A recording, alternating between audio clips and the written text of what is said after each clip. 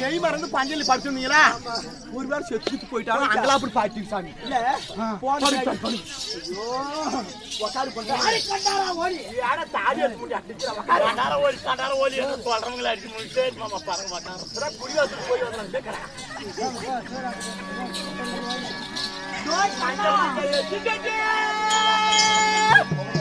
மஞ்ச மஞ்ச வேசி கட்டி மஞ்சக்கார வேசிக்குள்ளைய கண்ணே மச்சானே உனக்கு மலபாபு தொங்குதாராம் பொண்ணு மச்சானே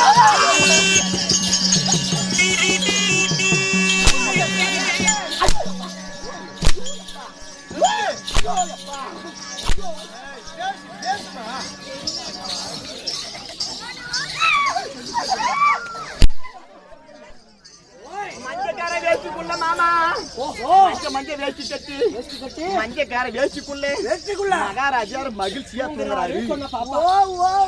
அப்படி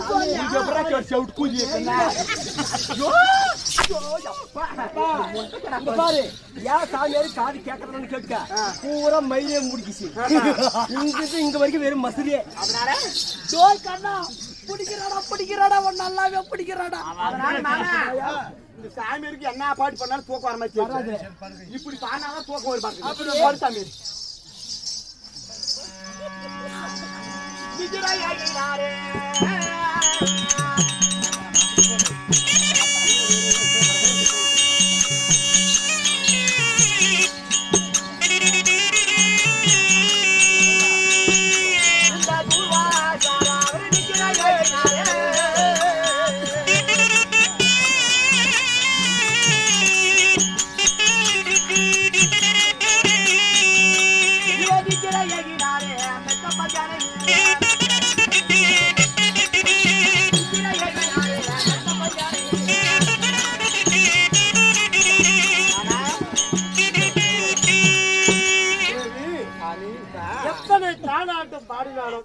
எத்தனை பணிவாடு செய்தார்களும் என்ன பண்ணி போக மாட்டான் சாமி.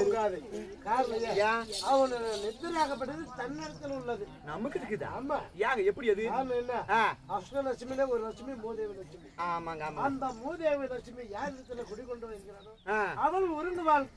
அதனால அந்த மூதேவி லட்சுமி எங்க இருக்கிறான் எம்மா பாரு இங்கேயே உட்காந்து காடு மாட்டுல ஏமா அவருக்கு மூதேவி கூடம்மா ஆளுகள் கொடுத்துருப்பாரு மூதேவி கொடுங்க சாமி.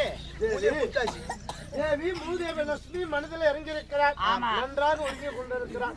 இப்ப என்ன செய்யணும் ரெண்டாலும் ஒரே மாதிரி இருக்கிறாங்க. என்ன பண்றப்ப 22 நேத்திரம் இல்லையா? ஆமா. நிகழ்கண் 10 அகக்கண் 10 முகக்கண் 2 ஆக 22 நேத்திரம். முதல் என்ன செய்யணும் 22 நேத்திரத்தை பறிக்கணும். கண்ணே தோண்டணும். ஆமா.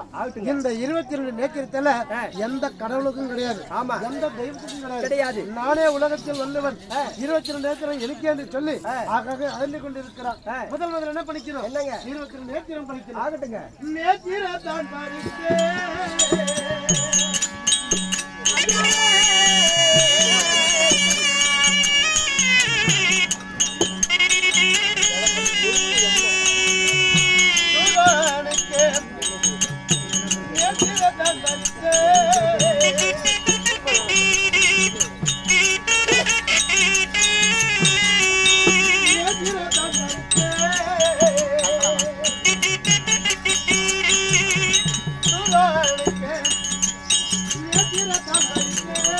Yeah.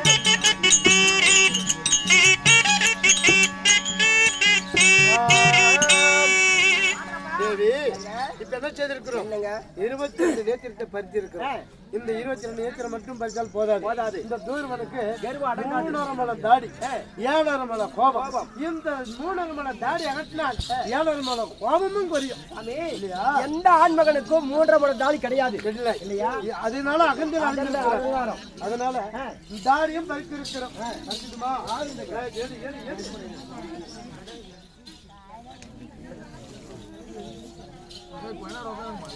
ஆச்சம்மா ஒரே 10 நிமிஷம்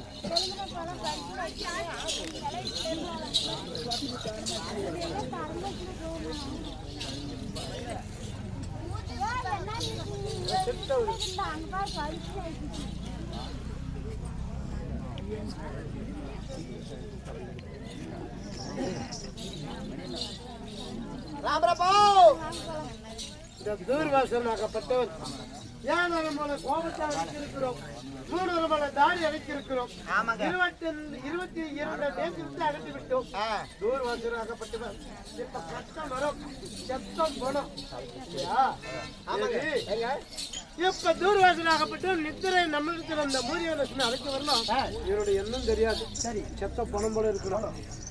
தேவி மூஜாவலட்சுமி மன்னா, அவனை விட்டு விலகு. வந்துட்டு மன்னா போயிடுமா. தூர்வா அடே தூர்வா, அடே தூர்வா, அடே தூர்வா. ஐயோ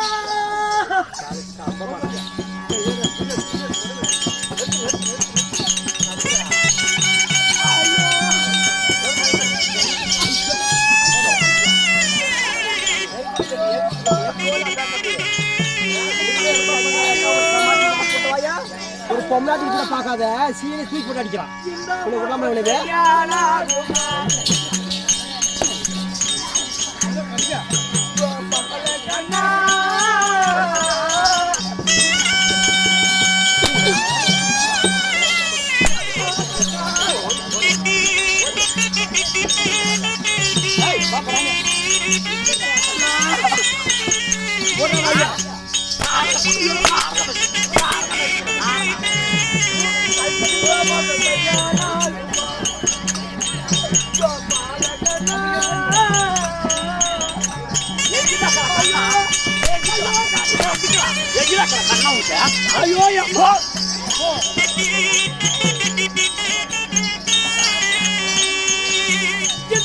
செய்வதற்கு தன்னால காத்திருந்தோம்.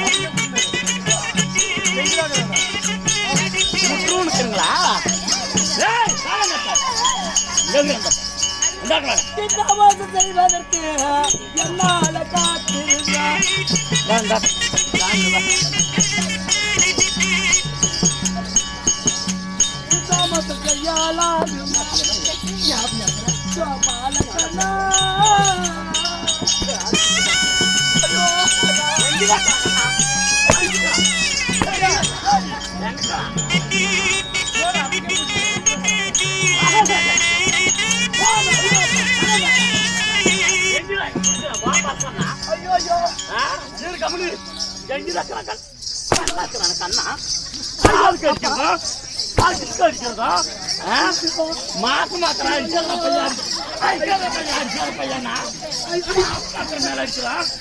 ஜாக்கெட்டை காக்கலாம், சேலை காக்கலாம்.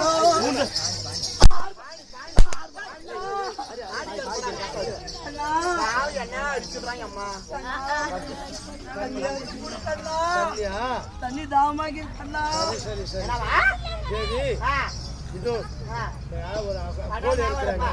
ஒரு கோல் இருக்கிறோம், ஒரு ஆடு இருக்கிறோம். அந்த வாயில் தண்ணி தண்ணி. அதனால இவன் இறக்க போற நேரத்தில் கூட தண்ணீர் கேட்கிறான்.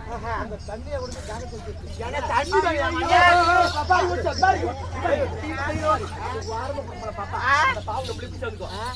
கொஞ்சமா முன்னால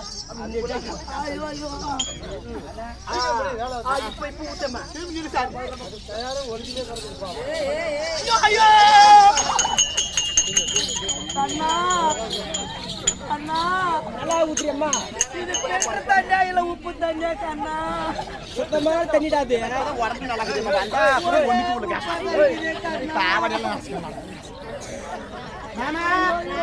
கஞ்சி கொடுத்ததெல்லாம் கொடுத்துட்டாப்பா.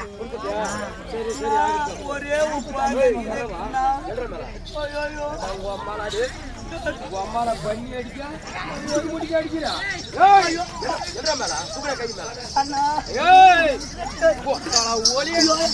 முடிக்க அடிக்கிற நீ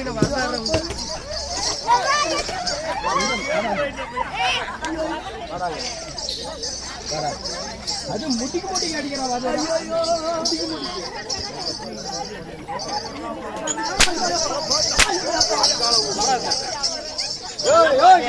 வலிக்குது. உக்காரக்கலா அடாய் உக்காரக்கலா இந்த அம்மா காலு கும்பிடுறா ஐயோ கும்பிடுறா உங்க அம்மா மறந்துடுறா அடாய் ஐயோ என்னடா பண்ற கிளம்பி பிடிச்சதா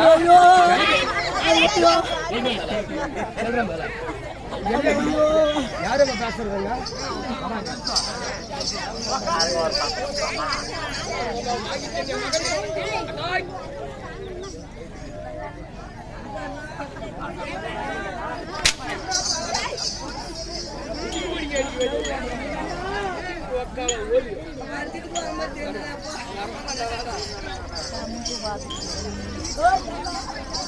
இங்க வந்து என்ன காது கேட்கு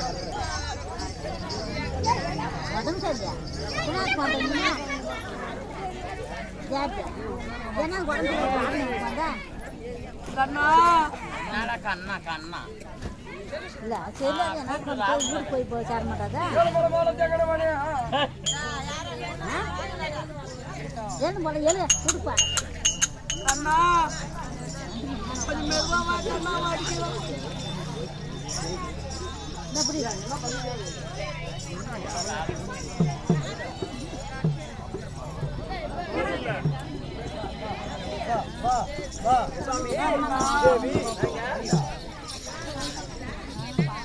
செல்பம் துணி தூக்கி போடு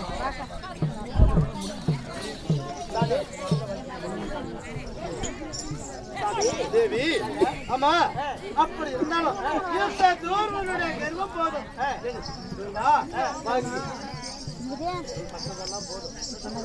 பட்டதெல்லாம் போதுச்சுன்னா ஆமா எனக்கு 22 நேற்று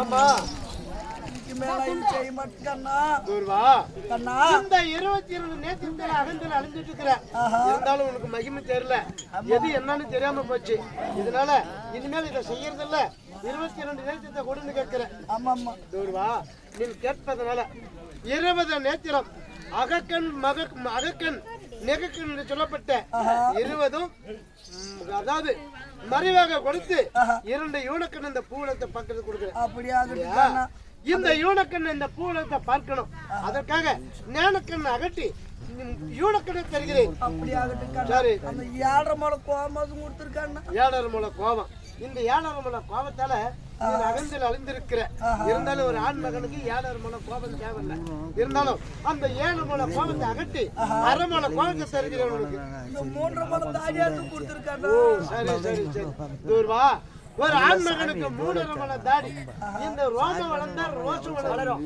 அதனால இந்த 3.5 முழ தாடியில அதாவது 3 முழ தாடியை அகட்டி 1/2 முழ தாடி முகவட்டி இருக்கும்படி தருகிறேன் அதுக்கு மேல இந்த அகந்தியெல்லாம் விட்டு என்ன செய்கிற ஆண்டவனுக்காகவே தொண்டு செய்யற ஒழுங்கா போய் ஊடி சேர்ற ஏழு சபையோர்களே இந்த நாடகத்தில் உள்ள கதையை மட்டும்தான் நடத்தணும் எத்தனையோ பேர் ஆனால் ஏசினிக்குவீங்க எனக்கு பொண்டாட்டி பொருள் கேது இதெல்லாம் நான் யாரையும் அசல எங்களுக்கு சந்தோஷம்ட்டு எல்லாரும் ஒரு வாட்டி கை தட்டுனீங்களா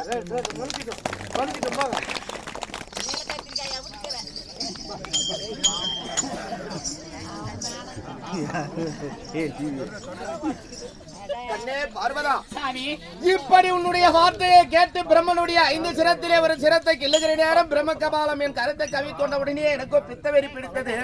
சுடுய நாட்டிலே சென்று பச்சைப்பணத்தை தின்னு என்னுடைய பசி தீர்க்கவில்லை. உலக மக்களிடத்திலே சென்று பிச்சை எடுத்து என்னுடைய பசி தீர்க்கவில்லை.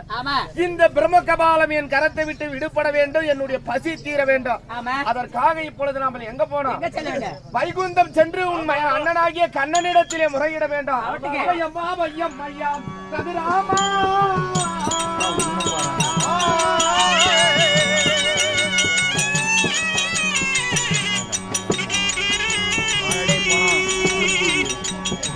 அதற்கு வேண்டும் ஐயா ஸ்ரீராமா.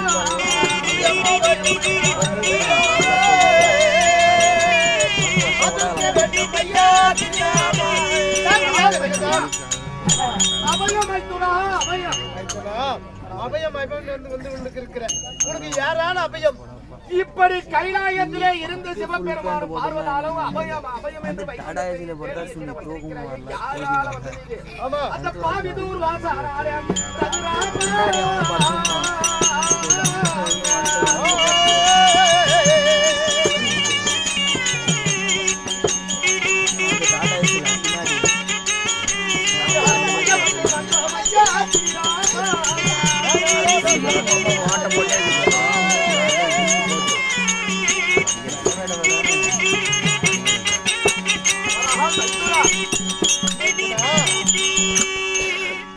துருவ மண்டலத்தை ஆளக்கூடிய தூர்வாச மகாமுனிவர் நான் இருக்கக்கூடிய கைலாயத்தை தேடி வந்தா. அப்படி வந்தவன் என்னுடைய பாதத்தை பணிய வேண்டும் எனக்கு கட்டளையிட்டான். நானே மும்மூர்த்தி அவர்களிலே முதல் மூர்த்தியாக இருக்கக்கூடியவன் உன்னுடைய பாதத்தை பணிய முடியாது என்று நான் சொல்ல கோபப்பட்ட தூர்வாசன் எனக்கு கொடிய சாபத்தை கொடுத்தான். அப்படி சாபத்தை வாங்கி கொண்டு தூர்வாசன் சாபம் என்னதான் செய்து விடுவோம் என்று நான் உலக மக்களுக்கு பணியளக்க சென்று விட்டேன். அந்த நேரம் சத்தியலோகத்தை ஆளக்கூடிய சதுர்முகம் கொண்ட பிரம்மன் கைலாயம் வந்திருக்கிறார். கணவர் தான் பணியளந்து வந்து விட்டார் என்று நினைத்த உன் தங்கையான பார்வதா எனக்கு செய்யக்கூடிய பாத பூஜையை செய்திருக்கிறார். மீண்டும் நான் பணியளந்து விட்டு கைலாயம் வந்து பார்க்கிற நேரம் உன் தங்கையான பார்வதாயிலே கேட்கிற நேரம் சுவாமி சத்தியலோகத்தை ஆளக்கூடிய சதுர்முக பிரம்மன் கைலாயம் வந்தான். கைலாயம் வந்தவன் நீர் அமரக்கூடிய ஆசனத்திலே அமர்ந்திருந்தா நாங்கள் தான் வந்துவிட்டார் என்று நினைத்த நான் செய்யக்கூடிய பாத பூஜை பிரம்மனுக்கு சொல்ல கணவனுக்கு செய்யக்கூடிய பாத பூஜையை அந்நியனுக்கு செய்து விட்டால் ஏன் சோரம் போயிருந்தார் என்ற கோபத்தால் ஒரு வார்த்தை சொல்ல இதற்கு கோபப்பட்ட உன் தங்கையான பார்வதா என்னிடத்தில் என்ன சொன்னார்? ஆனால் சுவாமி சத்தியலோகத்தை ஆளக்கூடிய பிரம்மன் என்றுதான் நான் தெரிந்திருந்தால் நான் பணிந்திருக்க மாட்டேன்.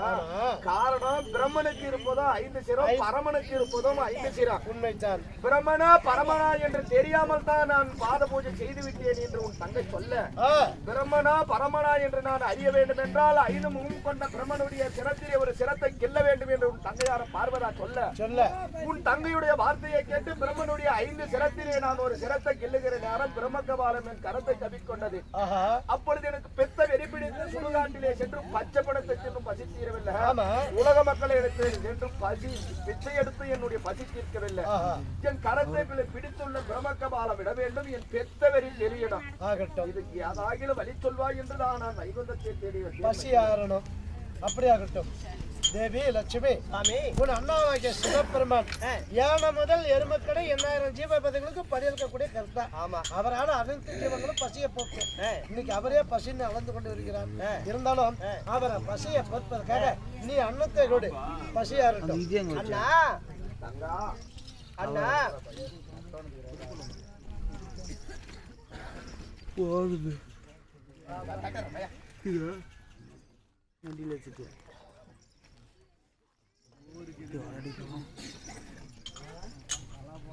அண்ணா, இந்த உலக மக்களுக்கே படியளிக்கக்கூடிய நீங்கள் உண்மைதான் தங்கா. இந்த உலகில் உள்ள எறும்புக்கடை யானை முதல் 84 லட்சம் ஜீவவேதங்களுக்கு நாள் தவறாமல் படியளந்து பசி தீர்த்த இந்த பரம கடவுள் இன்றைய தினத்திலே நானே பசி என்று உன்னிடத்திலே வந்திருக்கிறேன் தங்கா. அண்ணா, உங்களை பார்த்தால் என்னால் உங்கள் துன்பத்தை பார்க்க முடியவில்லை. இதோ உங்கள் பசிக்கு நான் சாதம் அளிக்கிறேன் அண்ணா. ஆனால் மைத்துனா என் தங்கையான லட்சுமியானவள் அண்ணனாகிய சிவபெருமானுடைய பசி தீர வேண்டும் என்று எனக்கு அன்னம் கொடுத்திருக்கிறார். இந்த கரத்திலே அன்னம் இருக்கிறது, இந்த கரத்திலே பிரம்மகபாலம். இந்த அன்னத்தை புசிக்க வேண்டும் என்றால் என் கரத்தில் இருக்கக்கூடிய பிரம்மகபாலம் விடணும். இருப்பதே இருகரம். இப்பொழுது எனக்கு கை கேட்டிய அன்னம் வாய்க்கு எட்டவில்லையே மைத்துனா. இருப்பதே ஒரு இடத்துல 2 கரம். ஒரு கரத்தில அன்னம், ஒரு கரத்தில பிரம்மகபாலம். அதனால என் தங்கை உமா பார்வதி இருக்கிறார்.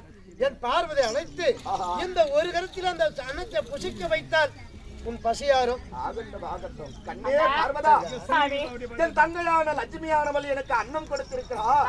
என் பசி தீர வேண்டும் என்றால் இந்த அன்னத்தை எனக்கு நீ ஊட்ட வேண்டும். அப்படிங்களா? உண்மைதான். அப்படியே அவட்டுங்க சுவாமி. ஆகட்டும்.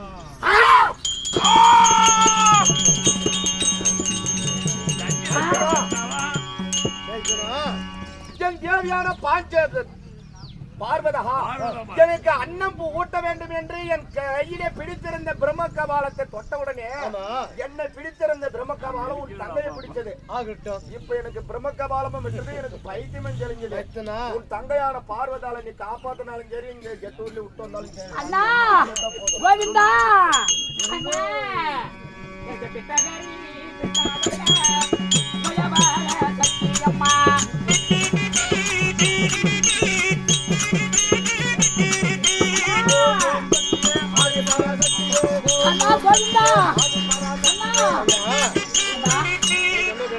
அண்ணா எனக்கு பலி வேண்டாண்ணா. எனக்கு பசி எனக்கு பசி எனக்கு அண்ணா. அண்ணா பசி அடங்கவில்லை. பசி ஆறுவன் சொன்னால் தங்கா, இதோ பசி ஆறுவதற்கு என்னுடைய மனைவி லட்சுமி இருக்கிறாள். அன்னத்தை கொடுக்கிற பசி ஆறு. அப்படியா? அவட்டு பசி எனக்கு போடுங்க. பசி போடுங்க. பசி அண்ணா பசி எனக்கு அடங்கவில்லை. அண்ணா இந்த ரத்த சோறு போடுறீங்க, எனக்கு உதிர சோறு எனக்கு பிடிக்கிறீங்க. அண்ணா இந்த பசி எனக்கு போக்க முடியல. அண்ணா இந்த ரத்த சோறு எனக்கு பசி போக்க முடியல. எனக்கு பலி கொடுக்கலாம். பலி அண்ணா. எத்தனை முறை சாதத்தை கொடுத்தாலும், எத்தனை கொடுத்தாலும், அதாவது மனப்போல குடிக்க இருக்கிற சாதத்தை புசித்து பசி ஆறல. அங்க ஆழமுள்ள மெடுகுல ஆழமுள்ள இருக்கக்கூடிய தண்ணியை குடித்து அந்த தண்ணியும் முருங்க குடித்து பசி ஆறல. அந்த ஆழம் என்று பேர். ஆழமான கிணத்துல நான் தண்ணி உள்ளம் போது எனக்கு பசி. சரி, தண்ணி உள்ள முடியல. இந்த மலை போல குடித்திருக்கிற அன்னமும் பசி ஆறல. இந்த தண்ணீரும் குடித்து இந்த ஆழமுள்ள கிணத்துல மலை போல இருக்கின்றது சாதம். அந்த சாதம் சாப்பிட்டால பசி அடங்கவில்லை. என்ன வேணும்? அண்ணா அந்த கிணத்துல இருக்கிற தண்ணி குடிக்கும் போது எனக்கு கிணத்துல கிணத்துல தண்ணி குடித்தோம். தண்ணி தான் அடங்கவில்லை. அண்ணா அந்த பார்வதிக்கு அண்ணா நான் என்ன செய்ய வேண்டாம்? எனக்கு பசி அடங்க வேண்டாம். இருக்கணும்னா எனக்கு பலி கொடுங்களா? நான் பலி அண்ணா. அண்ணா அப்படி உனக்கு பலி வேணும்னு கேட்கிறேன். பலி வளர்த்தால் பசி ஆறுன்னு சொல்வார்கள். உனக்கு ஒரு கோடி தருகிறேன். அண்ணா மக்களுக்கு எனக்கு கோழி பலி கொடுக்கிறாங்க. அதனால இந்த கோழி பலி எனக்கு கோடியான மக்கள் எல்லாம் எனக்கு கோழி பலி கொடுக்கிறாங்க. போக்க முடியாது. சரி அப்படி கோடி மக்கள் கோழி பலி கொடுத்தாலும் உனக்கு பசி தீராது. இருந்தாலும் உனக்கு ஆடு தருகிறேன் 1000. அண்ணா என்ன சொல்றேன்? இந்த நாட்டில் இருக்கிற மக்கள் ஆயிரக்கணக்கான மக்கள் எனக்கு ஆட்டு பலி கொடுக்கிறாங்க. அந்த பசி போக்க முடியல. போக்க முடியாது.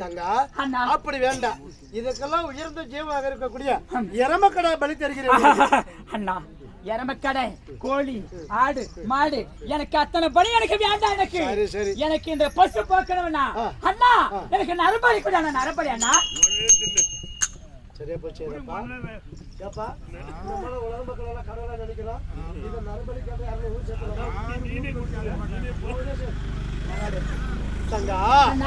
இந்த நரபலி கேட்கிறாய்.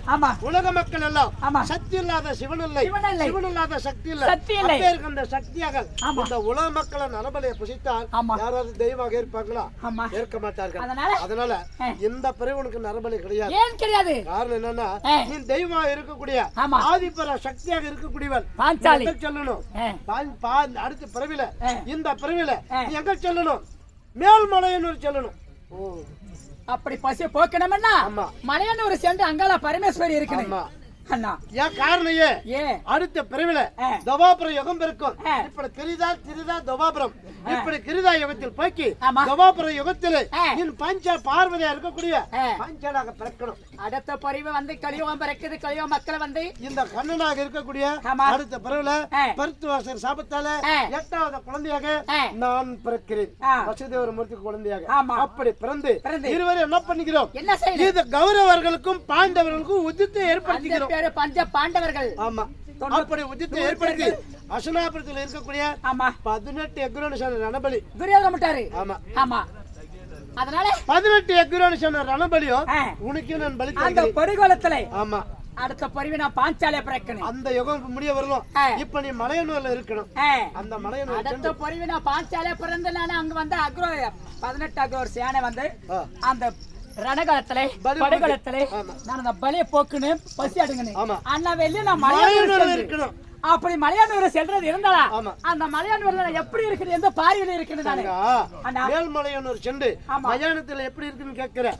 அதாவது தென் திசை பார்த்தா தென் திசை அழியும், வட திசையை பார்த்தால் வடதிசை அழியும், 4 திசை எந்த முகத்தை பார்த்தாலும் அழியும். அதனால தெற்க கால் வைத்து தெற்க தலை வைத்து வடக்க கால் வைத்து அந்தரமாக மேல்பரமாக ஆகாயத்தை இந்த விண்ணிலும் நீயும் மண்ணில விண்ணை பார்த்து இந்த மண் மீதில் படுத்தால் உலக மக்கள் எல்லாம் தேடி வருவார்கள். அவருக்கு காட்சி கொடு அண்ணா. அப்படி நான் மலையானூர் சென்று அந்த மயானத்துல நான் அந்த இடத்துல இருக்குது அண்ணா. எனக்கு கூட எனக்கு துணை எனக்கு வரணும். ஒரு துணை ஒரு பெண் தேவமாக இருந்து இருக்க கூடாது, இருக்கவும் முடியாது. அதனால இந்த உமா பார்வதி அங்கு அங்காள பரமேஸ்வரருக்கு அவதாரம் பண்ணி அந்த மயானத்துல இருந்தா உனக்கு அருகாமல் இருக்கக்கூடிய யாரு உன்னுடைய கணவன் சிவபெருமான் தாண்டவராயனாக அவதரித்து மயானத்துல தாண்டவராயனாக அவதரித்து அங்க அவர் உன் காவலாக வைக்கிறேன் அண்ணா. இருந்தாலும் எனக்கு நீ துணை வரணும் எனக்கு அந்த இடத்துல அண்ணா என்ற குரல் கொடுத்தா அந்த நிமிஷத்துல நாங்க வந்து நிப்போமா. அப்படியா அண்ணா? அப்படி நான் போறது என்ன நான் மலையானூர் சென்று ஆகிட்டு வருகிறேன் அண்ணா. அகில போகலாமா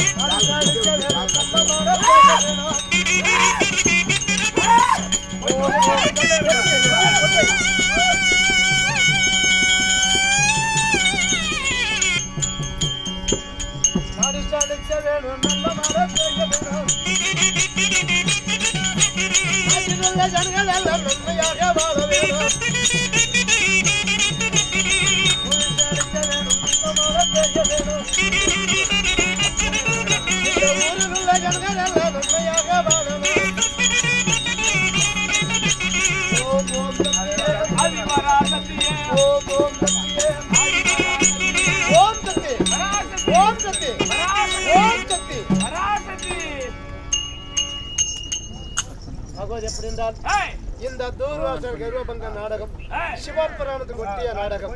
இந்த பசம் அதாவது கோடி